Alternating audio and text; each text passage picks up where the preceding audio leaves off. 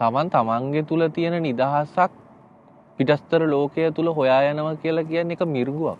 ඒක වෙන්න විදියක් නැහැනේ.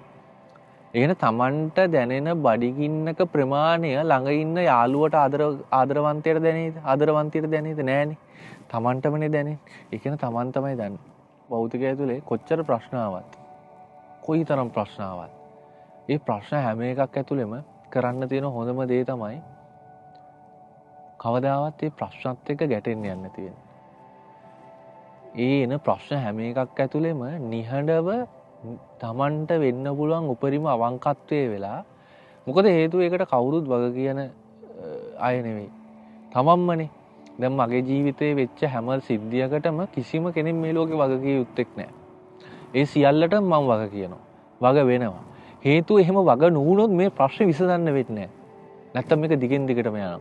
හොඳම දේ තමයි ජීවිතය කියන එක ඇතුළේ ඉපදෙනකොටම මේ ලෝකයේ ඇතුළේ කොච්චර සංකීර්ණ වෙලාද කිව්වොත් මෙතන තවත් ආයි හැරෙන්න බැරි තරමට පැක් වෙලා තියෙන්නේ මිනිසුන්ව නොතේරෙන මට්ටමට මිනිසු වහල් වෙලා තියෙන්නේ.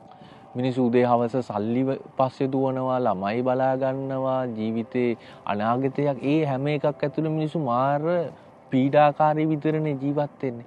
නමුත් ඒක පීඩාකාරී කියලා දිනසුන්ට තේරෙන්නේ නැහැ. අපි ඕනෑම දෙයකට මූණ දෙන්න පුළුවන් ඇතුලේ හයියක් හදා ගන්න ඕන. හයිය හදාගන්න බැහැ නිකන්. හිතින් හිතලා හයිය හදාගන්න බෑ මේ ලෝකේ. කරන්න තියෙන දේ තමයි Tamanට වෙච්ච දේවල් ටිකක් තියෙනෝනේ ජීවිතය ඇතුලේ. ඒ වෙච්ච දේවල් ඇතුලේ අර ප්‍රශ්න එනකොට ඒවත් එක්ක තවත් ගැටෙන්න ටයිම් එකක් නැහැ. මොකද ඉවර කරන්න ඕන අර ටික. අර පිටස්තර කෙනෙක්ට අපි කොච්චර බැන්නත් මට එහෙම වුණා, මට මෙහෙම කරා කියලා Tamanගේ 100%ක් අනිවාර්ය තියෙනවා. ඒ 50 ඉතුරු 50 ගැලපෙන කෙනා මේ ලෝකේ හම්බෙන්න ඕනනේ.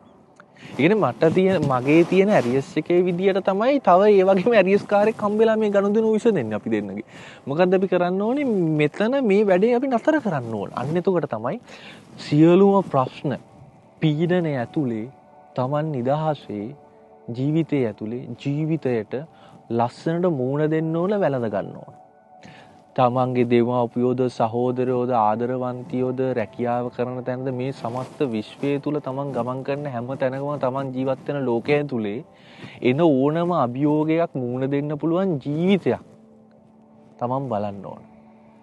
ඇත්තටම බලන්න පුළුවන් තමන්ට කොහොමත් කෙදිනක හෝ දවසක ජීවිතේ ඔය කියන සමස්තයම නැති වෙනවා.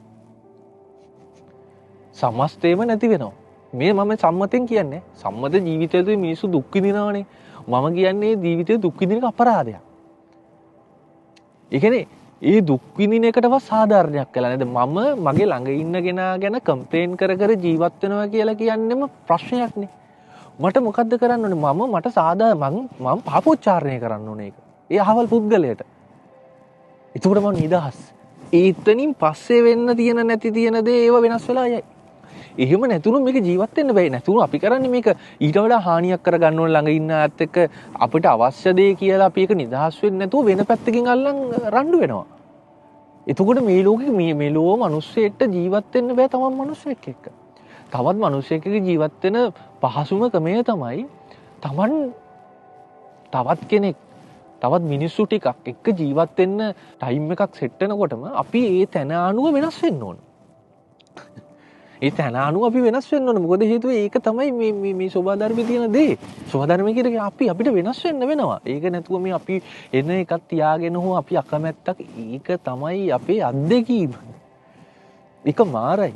ඒක ගන්න ඕන. ඒක අරගත්තේ නැතුනොත් මේක ජීවත් වෙන්න බෑ. ඉතින් මේ පැක් වෙලා තියෙන ජීවිතය ඇතුලේ මූණ දෙන්න පුළුවන් අන්නරවත් එක්ක තමයි ඇතුලේ තමන්ගේ නිවීම ටික ටික එන්නේ. තමන් ඕනම දෙයකට හරි ප්‍රශ්නයක් නැහැ. නැති වෙන දේවල් නැති වුණා, ලැබෙන ටික ලැබුණා, බැන්න, විවේචනය හම්බුණා, ආදරය හම්බුණා, කරුණාව හම්බුණා, මිනිස්සු නොකර වැරදි වලට බැන්නා. ආ දන්නවද ජීවිතය ඇතුලේ ලස්සනම කෑලි තමයි ජීවිතය ඇතුලේ රස්තියාදු ඇතුලේ හොයනකොට Tamanට හම්බෙන දේවල් තමයි මිනිස්සු කරලා දේවල් වර්ණනා කරනකොට හරි කැමතිනේ. අහින ආසාවක් ඇති වෙනවනේ හිතට. මම ජීවිතය ඇතුලේ අත්විඳීමක් තමයි මගේ ජීවිතය ඇතුලේ මම නොකරපු දේවල් වලට විවේචනය කරනකොට මට මාර කැමතියි මම ඒකට. මොකද හේතුව නොකරපු දේවල් විවේචනය කරනකොට මිනිස්සෙට කේන්ති අනන්තය හම්බ වෙනවා. ඇයි මේ කරානම් හිත හරි හදාගන්න පුළුවන්. නොකරපු දෙයක් වෙනුවෙන් මෙච්චර චෝදනා එනකොට ඒකට නිහඬව හික්මීමකින් තමන් හරි ලස්සන හික්මීමක් තමන්ට අවශ්‍යයි ඇතුලේ. ඒකට තමන්ගේ ඇතුලේ තමන්ට ඉඳ ගන්න වෙනවා. මිනිසු ගල් ගහන වෙලාවට. මේ මිනිසුන්ට බයින් එකක් නෙමෙයි එතකොට වෙන්නේ. අර මිනිස්සු වගේ බනින්නේ අර නොකරපු වැරදි විවේචනය කරනකොට තමන්ට තව තමන්ගේ තියෙන අඩුපාඩු හම්බෙනවා. නොකරපු වැරදිනේ බනින්නේ. අන්න තමන්ට තේරුම් යනවා මෙන්න මෙහෙම අඩුපාඩු. ඒ දේවලුත් අපි හදා ගන්නවා. මේකේ ඇතුලේ ජීවිතය කියන එක ලස්සනටම ජීවත් වෙන්න නම් බල සම්පන්න වෙන්න ඕනේ තමන්ගේ අරටු. ඒ අරටුව බල සම්පන්න කරන්නේ සෝබා ධර්මෙමයි. මේක පැලවෙන්නේ සෝබා ධර්මය ඇතුළෙමයි. සෝබා ධර්මෙම තමයි බල සම්පන්න කරන්නේ, පෝර දාන්නේ. මේ ලෝකයේ ඇතුළේ ජීවත් වෙනකොට සමාජය කියන එක ඇතුළේ විවේචනය කරන්නේ නැතුව සමාජය කියන එක විවේචනය කරන්නේ නැතුව සමාජයෙන් එන හොඳ නරක සියල්ලම පෝරක් කරගන්න. පෝර කරගන්න ඕනේ. ඒක තමන්ගේ අතේ තියෙන. ඒක ෆිල්ටර් කරගන්න විදිය තමන්. එතකොට අපි තේරුම් ගන්න ඕනේ මේ ලෝකෙත් එක්ක ගනුදෙනු කරනකොට අපිට තියෙන ප්‍රශ්න විසඳ ගන්න. අපිට බෑ මිනිසුත් එක්ක ගහ ගන්න, බැන ගන්න. ඒව කාලයක් තිබුණා. අපි යන්න ඕනේ එතනින් එහාට. අපේ ආත්මය අපි සුවපත් කරගන්න ඕනේ. මොකද්ද ජීවිතේ හරි සතුටින් ජීවත් වෙන්න ඕනේ. ජීවිතේ හැමදාම දුක් විඳින්න නෙවෙයි. මේ හැම දෙයක්ම තිබිලා දුක් විඳලා වැඩක් නැහැ. අපි සුවපත් කරගන්න. අපිට වැඩක් නැහැ ලෝකෙ මිනිස්සු අපිට කොච්චර දේවල් කිව්වත් අපි මේ මිනිස්සුන්ටත් හරි වාව් ෂෝක්. ඒකෙන් ලොකු වැඩක් කරගත්තා.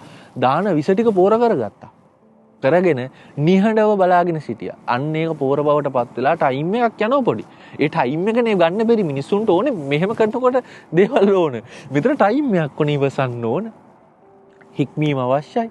මේක එකපාරටම මිනිස්සු කියන දේවල් අහගෙන දවස් දෙකක් ඉඳලා නෑ ආපහු දෙනවා කියලා මේ තමන්ගේ ඇතුළෙන්ම නේ කරගන්නේ. අන්න එතෙන්ට තමන්පත් වෙන්න ඕනේ. එතකොට මේක ඇතුලේ ජීවත් වෙන්න පුළුවන් ලස්සනම ජීවිතයක් හදාගෙන විසත් පෝරක් කරගෙන ලස්සන විදියට ජීවිතේ සල්ල සම්පූර්ණ මම හරි කැමති ජීවිතේ කියන චරිතයට සාධාරණයක් කරනවා නම් මිනිස්සු එක චරිත හැමතිස්සෙම රඟ දක්වනවා. හැබැයි මිනිස්සු සම්පූර්ණ මේ කියන්නේ මේකේ මේන් චරිතය ජීවිතය ඒකට සාධාරණයක් කරන්න පුළුවන් නම් අපි හැම කෙනෙකුටම සාධාරණයක් කරන්න යනවනේ. අපේ ළඟ ඉන්න මිනිස්සෙක් උදව් කරාම සාධාරණය කරන්න යනවා. පැලයක් හිටවල වතුර දාලා මේ හැම තැනකම අපි සාධාරණයක් කරන්න නොදුනුවත් මං කැමති ජීවිතේට සාධාරණයක් කරනවා.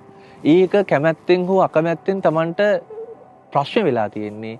Tamanට Taman එක්ක ඉඳ ගන්න වෙනවා. Tamanගේ අඩුපාඩු ලෝකෙට निराකරණය කරන්න වෙනවා. يعني ලෝකෙට පෙන්නනවා කියලා කියන්නේ මේ Tamanට වෙනව එළිය දාගන්න. Tamanට හංගන්න දෙයක් නැහැ තවත්. අන්න එතකොට අර ලෝකෙත් එක්ක තියෙන බය තමන්ගේ ඇතුළේ තිබිච්ච බය නැති වෙනවා.